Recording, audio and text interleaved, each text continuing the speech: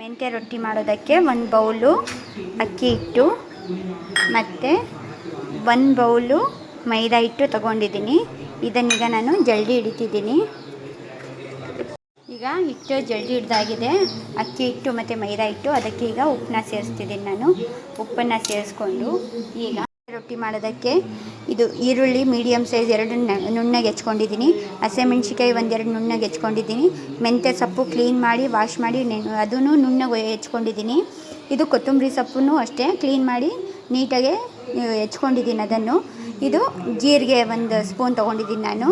ಇದನ್ನೆಲ್ಲ ಈಗ ನಾವು ರೊಟ್ಟಿಗೆ ಹಿಟ್ಟು ಕಲಸೋದಕ್ಕೆ ಹಾಕ್ಕೊಳ್ಳೋಣ ನಾವು ಇದನ್ನು. ಈಗ ನಾನು ಒಂದು ಕಡೆ ನೀರನ್ನ ಬಿಸಿ ಮಾಡಿ ಇಟ್ಕೊಂಡಿದ್ದೀನಿ. ಇಲ್ಲಿ ನೋಡಿ, ಇಲ್ಲಿ ನೀರು ಕುದಿಸಿ ಇಟ್ಕೊಂಡಿದ್ದೀನಿ. ಈ ನೀರನ್ನ ನಾವು ಈಗ ಇದರಲ್ಲಿ ಹಾಕಿ ನೀರನ್ನ ಇದರಲ್ಲಿ ಹಾಕ್ಕೋತಾ ಇದ್ದೀನಿ. ಈಗ ನಾವು ಬಿಸಿನೀರನ್ನ ಒಂದೇ ಸರಿ ಹಾಕ್ಕೋಬಾರ್ದು. ಇದು ಸ್ವಲ್ಪ ಬಿಸಿ ಇದೆ ಅಲ್ವಾ, ಅದಕ್ಕೆ ಸ್ಪೂನಿಂದನೇ ಕಲಿಸ್ಕೊಳ್ಳಿ. ಸ್ವಲ್ಪ ತಣ್ಣಗಾದ್ಮೇಲೆ ನೀವು ಕೈಯಿಂದ ಕಲಿಸ್ಕೋಬೇಕು, ಓಕೆನಾ. ನಾನೀಗ ಇಲ್ಲಿ ಸ್ವಲ್ಪ ಬಿಸಿ ಇರೋದಕ್ಕೆ ಸ್ಪೂನಿಂದನೇ ಕಲಿಸ್ತಾ ಇದ್ದೀನಿ. ಇದಕ್ಕೆ ಇನ್ನೊಂದು ಸ್ವಲ್ಪ ನೀರು ಹಾಕ್ಕೊಳ್ಳೋಣ. ನೋಡಿ, ಹೊಗೆ ಬರ್ತಿದೆಯಲ್ಲ. ನೀರು ಚೆನ್ನಾಗಿ ಕುದ್ದಷ್ಟು ಚೆನ್ನಾಗಿ ಬರುತ್ತೆ. ಇದೊಂದು ಸ್ವಲ್ಪ ಒಂದು 5 ಮಿನಿಟ್ಸು ತಣ್ಣಗಾಗಲಿ. 5 ಮಿನಿಟ್ಸ್ ಬೇಡ, ಒಂದು 2 ಮಿನಿಟ್ಸು ಇದನ್ನು ಮುಚ್ಚಿಟ್ಬಿಡೋಣ. ನೋಡಿ, ಈಗ 2 ಮಿನಿಟ್ಸ್ ಆಗಿದೆ. ಈಗ ತೆಗಿತಿದ್ದೀನಿ. ಈಗ ಇದನ್ನು ಸ್ವಲ್ಪ ತಣ್ಣಗಾಗಿದೆ.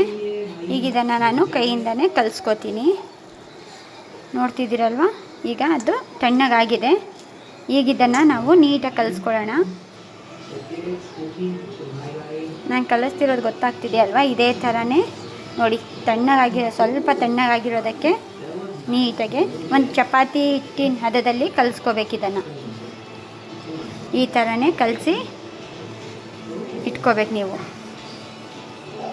ನಾನು ಇದಕ್ಕೆ ಎಣ್ಣೆ ಏನು ಆ್ಯಡ್ ಮಾಡಿಲ್ಲ. ಈಗ ಆಮೇಲೆ ಇದು ರೊಟ್ಟಿ ತಟ್ಟಬೇಕಾದ್ರೆ ಎಣ್ಣೆಯಲ್ಲೇ ತಟ್ಟಬೇಕು. ಅದಕ್ಕೆ ನಾನು ಈಗ ಎಣ್ಣೆ ಆ್ಯಡ್ ಮಾಡಿಲ್ಲ.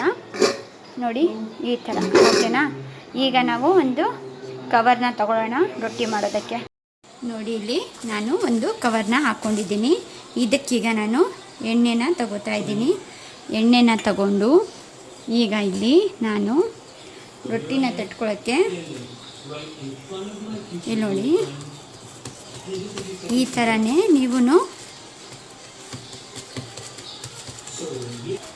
ಈ ಥರನೇ ನೀಟಾಗಿ ಕೈಯಲ್ಲೇ ಇದು ಮಾಡ್ಕೋಬೇಕು. ಈ ಥರ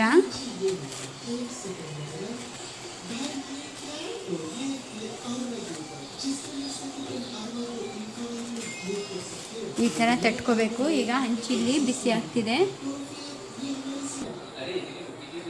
ನೋಡಿ. ಈ ಥರ ಮೆಂತ್ಯ ರೊಟ್ಟಿನ ಎಣ್ಣೆಯಲ್ಲೇ ತಟ್ಕೋಬೇಕು, ಇಲ್ಲಾಂದರೆ ಅದು ನೀಟಾಗೆ ಬರಲ್ಲ.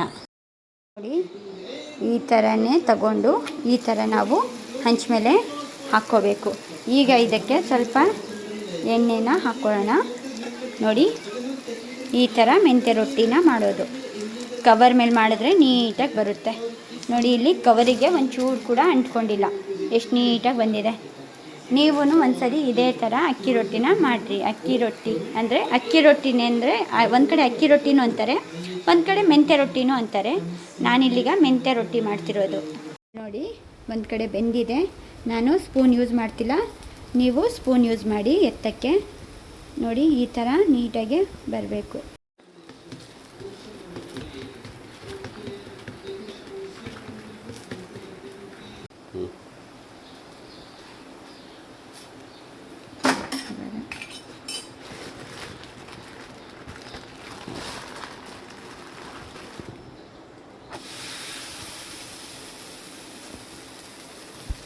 ನೋಡಿ, ಮೆಂತ್ಯ ರೊಟ್ಟಿ ರೆಡಿಯಾಗಿದೆ. ಅದರ ಜೊತೆಗೆ ನಾನು ಕೆಂಪು ಚಟ್ನಿ ಮಾಡ್ಕೊಂಡಿದ್ದೀನಿ. ನಿಮಗೂ ಮೆಂತ್ಯ ರೊಟ್ಟಿ ರೆಸಿಪಿ ಇಷ್ಟ ಆದರೆ ಲೈಕ್ ಮಾಡಿ, ಶೇರ್ ಮಾಡಿ, ಸಬ್ಸ್ಕ್ರೈಬ್ ಮಾಡ್ಕೊಳ್ಳಿ. Thank you.